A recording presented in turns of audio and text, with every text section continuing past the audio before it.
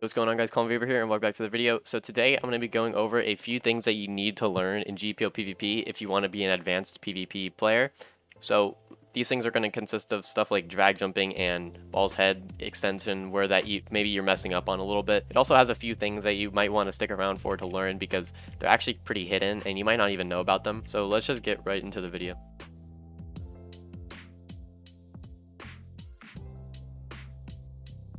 The best way to do this is to literally get about this far apart. So you're as long as your sword swings, that's as far as you want to go, because the longer and farther away you are, the more time you have to hit them in the 5th M1. But you're gonna just want to do 4 M1s, and I might not hit it when I'm trying to explain it, but you're gonna want to do 4 M1s, and then after that you're gonna have to Geppo, and you don't want to press the Geppo at the same time as your click, because then it's just gonna do this. And then you see what I'm saying, you're just gonna sort of glide in place. So there's no point in doing that. What you have to do is you have to time your Geppo like almost exactly, and you have to swing exactly after your Geppo. So it's sort of hard to explain, but it's like that. That's the only way I can explain it, because you sort of have to do it for yourself. But the tips I have is obviously the 4 mouse ones like this, Geppo, and then you click as soon as possible after your Geppo.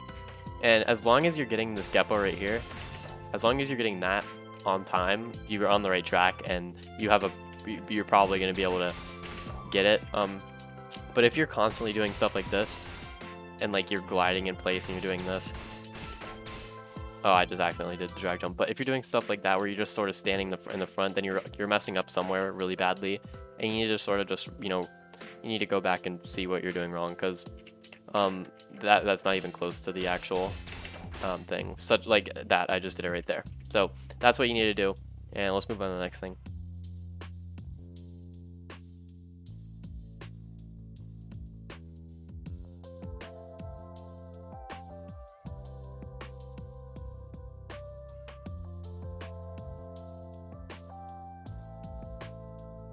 So now we're going to move into afro dashing. Now I'm going to give you a little brief history on afro dashing before we start this.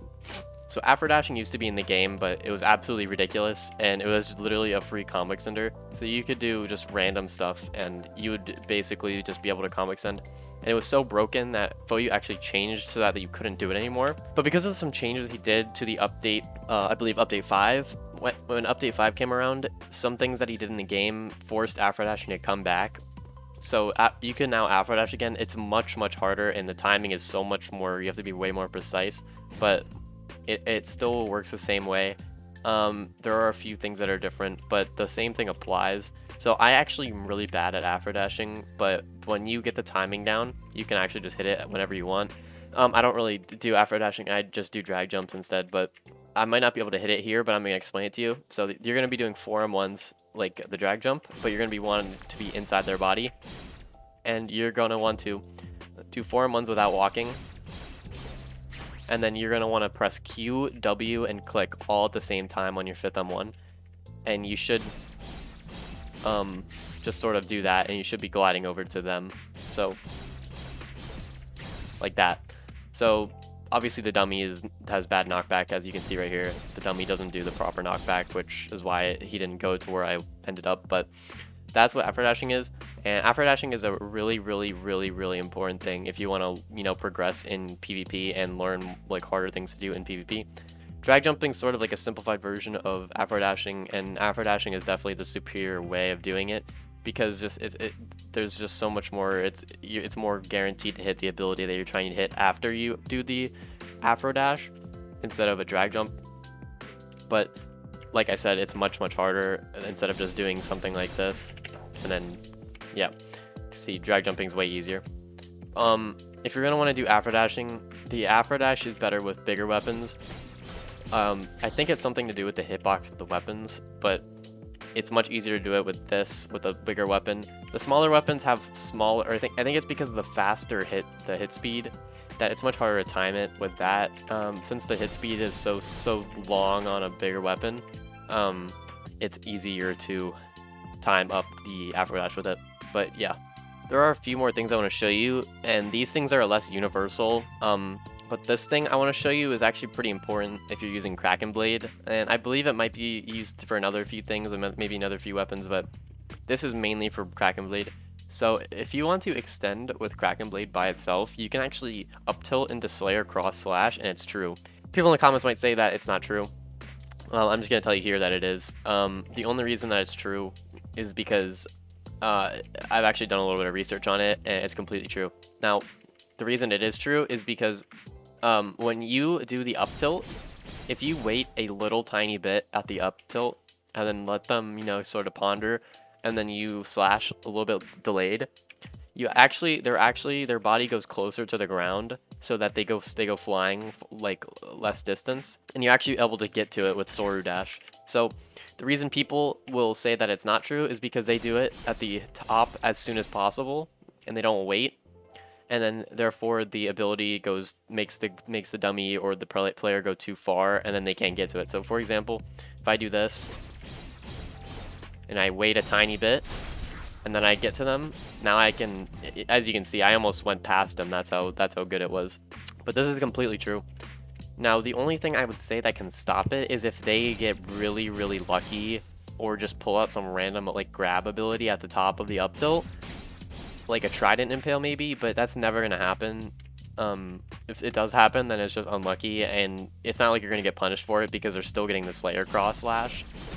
Like, that's still gonna happen to them. You see what I'm saying? So there's no point in not trying it if you're using greatsword. So the last thing I'm going to talk about, and I'm going to end the video after this, is I see a lot of people mess up their balls' heads because they're just not, I don't know how to explain it, but you're just not smart. So I'm going to explain how to use balls' head real fast. So there's two things I'm going to go over. I'm going to section it right now. So the first part is how to actually like time it and get the timing right, and the second part is how to actually like make the ball's head go faster. But the first part is, if you're fighting somebody, let's say you have an M1 combo, if you're using a heavy weapon like this, you physically have to punch on the 4th M1 or the ball's head's not going to work. You can't do 4 M1s into ball's head because it's too delayed and it's not going to work. Now, for example, this is going to be a perfect ball's head. Ready? So we do 3 M1s, punch, and then ball's head. So that's the ball's head, and that was perfect ball's head.